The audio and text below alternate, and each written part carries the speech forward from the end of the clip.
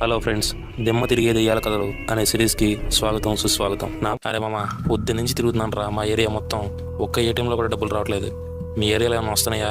ఒకసారి చూసి చెప్పరా అన్నాడు రవి. రవి వాళ్ళ ఫ్రెండ్ ఒక ఏటీఎం అడ్రస్ చెప్పాడు. అక్కడ ఎప్పుడు డబ్బులు వస్తూనే ఉంటాయరా అని చెప్పాడు. ఆటోలో అడ్రస్కి వెళ్ళాడు రవి. చెప్పినట్టుగానే ఆ ఏటీఎంలో డబ్బులు వస్తున్నాయి. ఆ డబ్బులను తీసుకుని ఆ రవి అలా రోడ్డు మీద వెళ్తూ ఉన్నాడు. ఆ ఏరియాలో రోడ్డుకి ఇరువైపులా పెద్ద పెద్ద గేట్లు, ప్రహరీ గోడలతో విశాలమైన స్థలంలో పెద్ద పెద్ద కోటలలాగా ఉన్నాయి. అక్కడ ఉన్న బంగ్లాలు. ఉన్నట్టుండి ఓ బంగ్లా నుండి పెద్ద అరుపు వినపడింది. రవి ఆ బంగ్లా దగ్గరికి వెళ్ళాడు. గేటు తెరిచి ఉంది. గేటు బయట నిలబడి లోపలికి చూశాడు. ఆ ఇంటి గుమ్మం కూడా తెరిచే ఉంది. గుమ్మంలో నుండి ఒక ముసలావిడి కంగారుగా బయటికి రావడం రవి చూశాడు. ఆ ముసలావిడి పరిగెత్తుకుంటూ రవి దగ్గరికి వచ్చింది. ఏమైంది మామ అని ఆ ముసలావిడిని రవి అడిగాడు.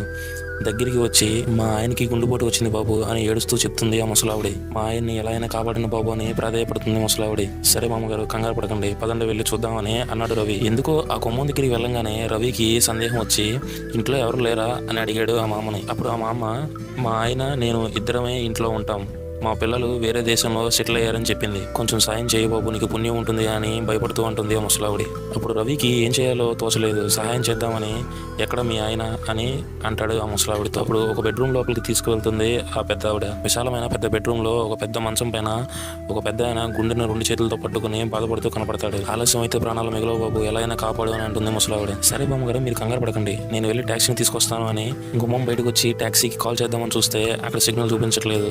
సరే అని కొద్దిగా బయటకు వచ్చి గేట్ బయటకు వచ్చి ట్యాక్సీకి కాల్ చేస్తాడు రవి. ట్యాక్సీ అతనికి మొత్తం వివరాలు చెప్పి లొకేషన్ షేర్ చేసి త్వరగా రమ్మంటాడు రవి. సరే సార్, నేను వస్తున్నానని ట్యాక్సీ కూడా చెప్పంగానే ఊపిరి పీల్చుకుంటాడు రవి.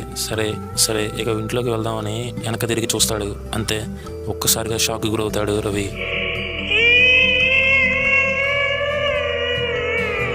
ఇందాకడ భవనం ఉన్న ఆ ప్లేస్లో పూర్తిగా నేలమట్టమైన భవన శిథిలాలు, పిచ్చి మొక్కలు, చుట్టూ ముళ్ళ కంపులతో నిండి ఉంటుంది. ఇదంతా కళ లేక నిజమా అని తేల్చుకోలేక అక్కడే నిలబడిపోయి ఉంటాడు రవి. చాలాసేపు అలానే ఆశ్చర్యంతో అక్కడే నిలబడిపోతాడు రవి.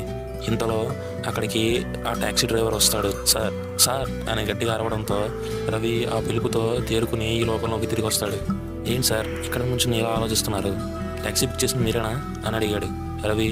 నేనే అని చెప్పి, సరే సార్ త్వరగా ట్యాక్సీ ఎక్కండి, అసలు ఈ ప్లేస్ మంచిది కాదు అని అంటాడు ట్యాక్సీ. రవి అప్పుడు తనకున్న సందేహం నిజమా కాదా అని తెలుసుకోవడానికి ఆ ట్యాక్సీ డ్రైవర్ని అడుగుతాడు. నీకు నా వెనకాల ఏమన్నా బంగ్లా కనపడుతుందా అని అడుగుతాడు. అప్పుడు ట్యాక్సీ డ్రైవర్, ఏంటి సార్ కామెడీ చేస్తున్నారు, అక్కడ బంగ్లా ఎక్కడ ఉంది? మొత్తం ముళ్ళ కంపులు, పిచ్చి మొక్కలు, బంగ్లా శిథిలాలే కదా కనబడుతున్నాయా అని అంటాడు. అంతే, వెంటనే ఇక రవి ట్యాక్సీలోకి కూర్చుంటాడు. ట్యాక్సీ కొంచెం దూరం వెళ్ళిన తర్వాత ట్యాక్సీ డ్రైవర్ని అడుగుతాడు, ఎందుకని ఈ ప్లేస్ అంతా మంచిది కదని అన్నావు ఇందాకడ అని అడుగుతాడు. అప్పుడు ఆ ట్యాక్సీ డ్రైవర్ చెప్తాడు, సార్ ఈ ఏరియాలో కొన్ని సంవత్సరాల క్రితం ఒక బంగ్లా ఉండేది. ఆ బంగ్లాలో ఒక ముసలాయన, వాళ్ళ ఆవిడ మాత్రమే ఉండేవారు. వాళ్ళ పిల్లలు వేరే దేశంలో సెటిల్ అయ్యారంట.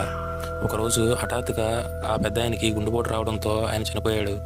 ఆ బెంగతోనే ఆ ముసలావిడ కూడా చనిపోయింది. అప్పటి నుంచి మిట్ట మధ్యాహ్నం ఆ రోడ్డు సైడ్ ఎవరు వెళ్ళినా వాళ్ళకి అక్కడ ఒక బంగ్లా కనపడుతుందని, ఆ బంగ్లా నుంచి ఒక ముసలావిడ బయటకు వచ్చి సహాయం అడుగుతుందని చాలామంది చెప్తూ ఉంటారు సార్.